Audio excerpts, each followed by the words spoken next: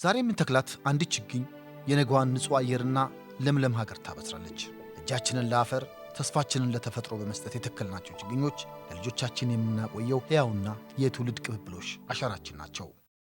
አንድ ችግኝ ላይሆን ይችላል 10 ችግኝ ብንተክል እንዲሁም ደግሞ እነዛን በደንብ ብንንከባከብ ለኛ አሻራዎቻችን ናቸው። ምን ሰራን ብለን ራሳችንን ብንጠይቅ ችግኝ ተክያለሁ ለወደፊት ትልቅ ምላሽ ነው። ቀጣይ የሚመጡት ትውልዶች ንጹህ አካባቢን እንዲሁም ጥሩ አየርን እንዲቀበሉና ተከልናቸው ችግኞች አድርገው የተለያዩ ለምግብነትም ለተለያዩ ነገሮች ይጠቅማሉ።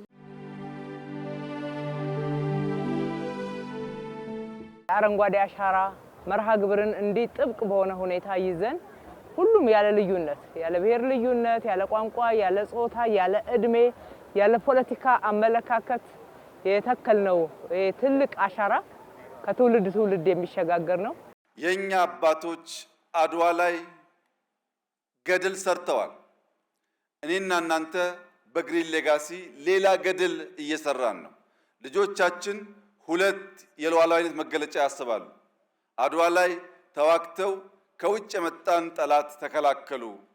በግሪን ሌጋሲ ዘመን ደግሞ ተባብረው ችግኝ ተክለው የሚሸረሸር ተራራን፣ የሚጓዝ አፈርን፣ የሚነጥፍ ውሃን ተከላከሉ ብሎ ሁለቱንም በእኩል ልጆቻችን ለማውሳት እንዲችሉ ስለሚያስችል በሰራችሁት ስራ ገናም በምንሰራው ስራ እንኳን ደስ ያላችሁ።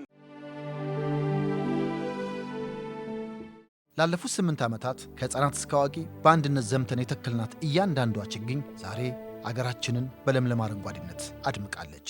ኢትዮጵያን አረንጓዴ ማድረግ የአንዳችን ወይም ደግሞ የአንድ የፐርሰናል የሆነ ነገር አይደለም፣ የጋራ ስራ ነው። አንድ ላይ ከሰራን አንድ ላይ የምናገኘው ነገር ይበልጣል። በተቀናጀና በተደመረ መንገድ ሁላችን ልንሰራው ልንከውነው የሚገባ አንድ ሀገራዊ ቁም ነገር የወል እውነት ካለ ለልጆቻችን መልካም የሆነና ግሪን የሆነች ኢትዮጵያን መተው ነው። ኢትዮጵያውያን በአንድ ጀንበር በእጃቸው ባሳረፉት ደማቅ አሻራ የዓለም ክብረ ወሰንን ተቆናጠዋል። ለአብነትም በ2017 ዓ.ም 700 ሚሊዮን ችግኞችን በአንድ ጀንበር በመትከል ዓለምን አስደምመዋል።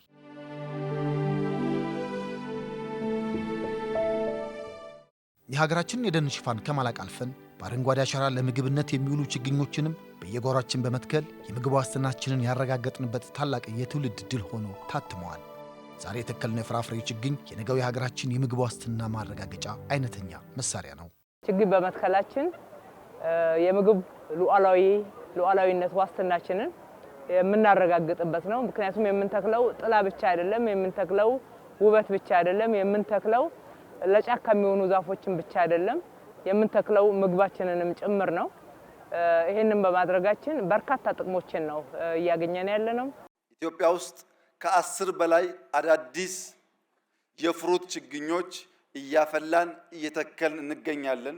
በሚቀጥሉት ዓመታት ኢትዮጵያ በካካዋ በአዳዲስ የሮማን ዝርያዎች በማካዴሚያ በተለያዩ ከዚህ ቀደም በማናቃቸው ፍሩቶች በገበያ የምናያቸው በማሳችን የምናያቸው ሽጠን የምንጠቀምባቸው ለምግብ ዋስትናችን ሁነኛ ሚና የሚጫወቱ ስለሚሆን ባገኘን ቁጥር ማፍላት፣ ማባዛት፣ መትከል በዚያ ውስጥ ደግሞ ስራን ማበራከት ከሁላችን የሚጠበቅ ተግባር ይሆናል።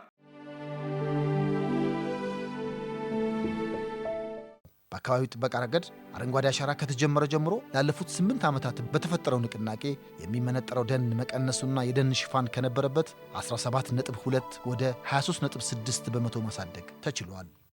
የአረንጓዴ አሻራ መርሃ ግብራችን ሲጀምር 17.2% የነበረው የደን ሽፋናችን ባለፈው በ2023 በፈረንጆች በተደረገው እንግዲህ ከ23.6% በላይ የደን ሽፋናችንን ከፍ ያደረገበት ነው ማለት ነው።